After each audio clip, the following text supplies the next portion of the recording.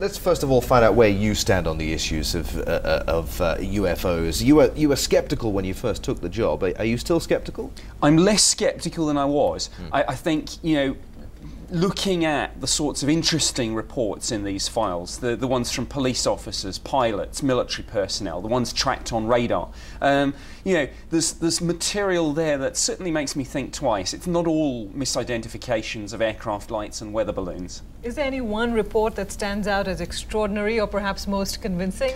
One in the new files that I particularly like is a radar sighting where an object travelled 10 nautical miles in 12 seconds, about 3,500 miles an hour. And that's on a military radar. So, you know, it takes the evidence to a whole level over and above just eyewitness testimony. Could that be explained away by something like ball lightning? Would that show up on a radar? It really shouldn't. I mean, the assessment given at the time, of course, science actually isn't quite sure about ball lightning, so that's almost explaining one mystery with another. But the military radar operators said, well, you know, it looks like a real solid return. What about this case in Suffolk at the US military airbase, which people talk about as being Britain's Roswell? Yes, Rendlesham Forest from December 1980. There are a few new papers on this in the files. This was extraordinary because a UFO landed and was seen by dozens of military witnesses, and critically they took a Geiger counter to the landing site after this thing had gone,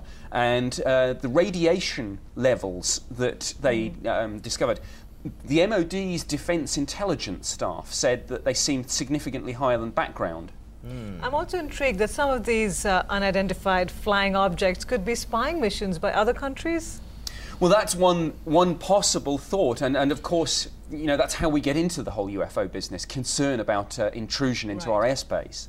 I'm being very cynical for a moment. I mean, am I the only one that thinks it odd that a lot of these reports started to come in after the release of Close Encounters of the Third Kind? Well, that was certainly quite a year, but I think it may have played a part, but I think what it did is it raised awareness about the issue and maybe encouraged people who'd had sightings who might otherwise have stayed silent to come forward. I don't think it necessarily generated the sightings itself. I'm sure you get all kinds of observations coming in and all kinds of sightings. Is there any one that's been particularly bizarre? And how do you separate, how do you decide which one to put down in your files? It depends on the quality of the information and the witness, but the sorts of things that I looked for were, is there some piece of evidence that means that you've got more than just somebody's word? A photo or a video that the MOD's technical specialists can look at, radar returns, things like that. One final question. All right, there are a lot of crackpots out there. That's what you were alluding to. Some of them are complete nutters. But you know, a lot of these unidentified flying objects could be